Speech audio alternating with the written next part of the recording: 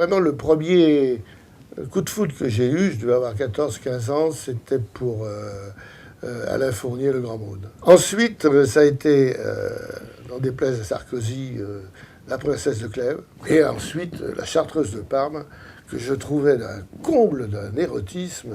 Je pense que les fils de famille n'ont aucune chance dans leur vie. Hein, parce que, où ils réussissent, hein, on dit, ben, c'est normal. On lui a tout apporté sur un plateau. Ouais, avec un fait, il a fait de lui-même. Où il échoue, et on dit, ben, c'est normal. Ils sont tous tarés à la troisième génération. Comme en plus j'appartenais à la troisième génération, Bernard Werber, un jour, je vois dans un journal un grand reportage qui expliquait comment, à Montmartre, les fourmis avaient vaincu les termites.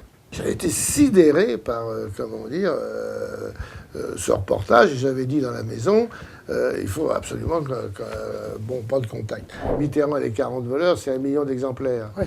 Comme je le dis, c'était plus un livre, c'était un bulletin de vote. Ça, c'était autre chose.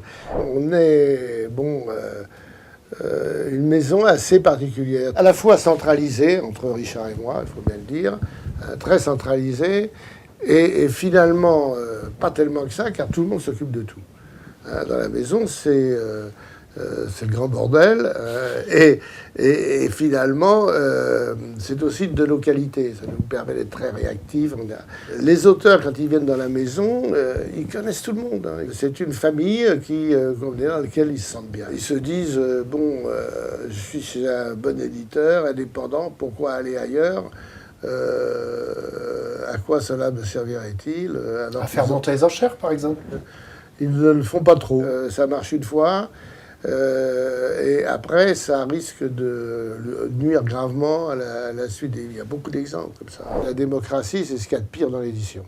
Le plus terrible en comité de lecture, c'est si vous votez. Hein, vous votez. Tous les livres moyens vont passer. Quand je critiquais les prix littéraires, c'était arrivé à un point qui devenait totalement insupportable. Bon, alors on avait la corruption de la politique, on avait la corruption dans le bâtiment, etc. Et c'était encore pire dans les jurys littéraires. Par exemple, tel éditeur disait, moi j'ai aucune chance cette année au concours, hein, donc je peux te donner 2 ou 3 voix au concours, hein, mais en revanche, j'ai des sanction au Renaudot. Alors, est-ce que tes jurés pourraient voter pour mon livre au Renaudot ? Le métier que faisaient nos grands-pères, il n'y avait pas cette course, comment dire, aux enchères, à l'argent. Tout le monde achète les mêmes livres et il n'y a plus de curiosité, de découverte, etc., comme il y avait avant. Quel est le travail d'un éditeur ? C'est de découvrir un texte qui mérite de l'être, hein, et de faire connaître du public. Qu'il soit sur support électronique, qu'il soit sur papier, etc., c'est le même métier. Je crois que c'était Lévinas qui disait recevoir, célébrer, transmettre. Je pense qu'à Albin Michel, c'est un peu ça. C'est-à-dire que je l'ai reçu, je crois que je l'ai bien célébré en le développant, etc.